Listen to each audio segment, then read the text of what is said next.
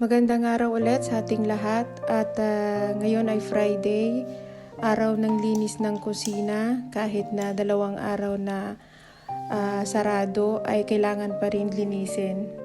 At dahil Friday, syempre asahan na natin na may idadagdag ang amo na ipapaluto kahit na wala sila. Konti lang naman pero dagtrabaho pa din. At nakapag-order na nga siya sa kanyang suki na bilihan ng gulay at saka prutas. So, bale wala namang sikreto sa kung paano ako natutong magluto ng lutong Italiano. Siyempre, unang-una sa lahat ay dahil sa Yoro. At siyempre kasama yun sa ating trabaho, kailangan natin matutunan. At yun ang parang masasabi ko ngayon na yun yung talagang kailangan nitong amo ko. Kasi nga, super busy sila sa pagtatrabaho, kaya gusto niya pagka uwi niya ay wala na siyang isipin at mayroon nang gagawa para sa kanya. Bale, nung unang pasok ko dito sa trabahong ito, talagang wala akong alam na luto. At ang alam ko lang talaga nung tinanong ako ay carbonara. Pero sinubok pa rin niya ako.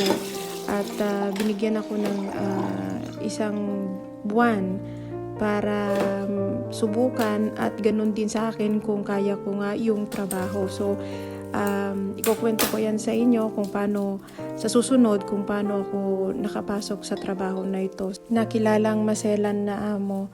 At nakikita nyo naman siguro sa mga previous na video ko kung paano ako magtrabaho sa kanila.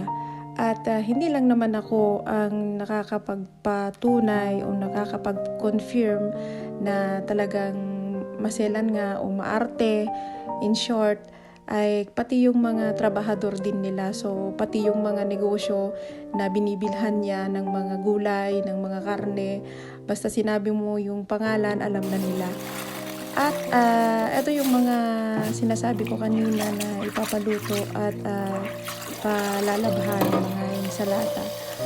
So, ayun nga. Ang masasabi ko lang ay sa mga katulad kong mahiyain, mga katulad kong matatakotin, huwag tayong matakot na sumubok kapag naka-encounter tayo ng mga ganitong amo. Kasi para sa akin kasi through experience, dito talaga ako nag-improve sa madaming bagay. Una, sa language, kasi wala akong alam nung nasa Roma ako for 2 years, wala akong natutunan. Ciao lang at saka arrivederci at talagang wala eh. So hindi ko alam kung paano kami nagkaintindihan ng amo. In fact, ayun nga. So, sadyang matyaga lang yung amo na magturo sa akin kung paano yung gusto niyang luto. At katulad din natin, syempre, katulad din nating mga Pilipino, may iba-iba tayong style ng pagluluto. At may iba-ibang gusto. Katulad ng pagluluto ng carbonara, ng risotto, iba-iba. At so, yun nga, sadyang matyaga lang siyang magturo. Kasi dati, nung hindi pa sila lumilipat ng opisina o studio, ay akyat panaog siya na i-control ako kung tama yung ginagawa ko. Tapos, naidagdag pa na nung dalaga ko ay naka-live-in ako sa kanila. So, madali akong natuto. At kahit na yung kanyang putahe o yung gusto niyang ipaluto ay galing sa libro. So, napakatyaga niyang magturo sa akin. At siguro, isa na rin yung talagang porsigido kang matuto dahil syempre, kasama yun sa trabaho, kasama sa bayad.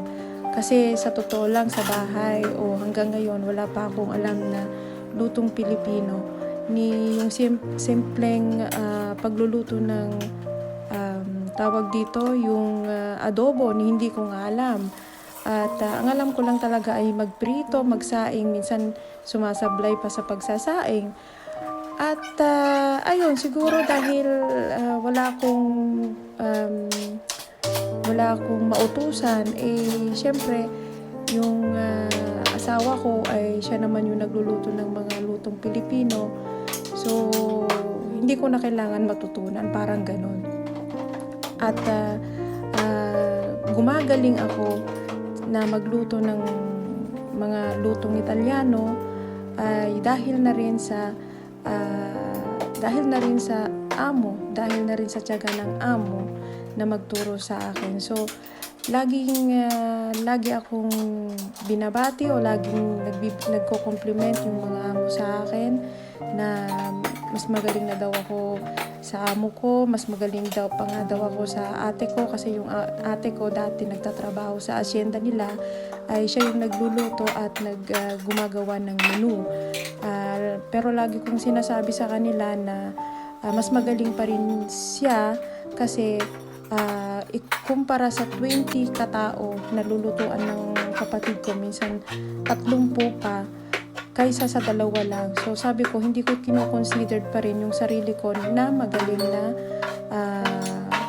magaling magluto. So o di kaya lagi kong ibinabato yung compliment sa amo kong babae kasi siya naman talaga yung magaling sa pagtuturo, dahil wala naman talaga akong alam na lutuin, kundi yung tiyaga niya na magturo sa akin. At sa susunod nga ay ikukwento ko sa inyo kung paano ako nakapasok sa trabahong ito at nakapagtagal ng mahigit 20 taon. Salamat po ulit sa panonood.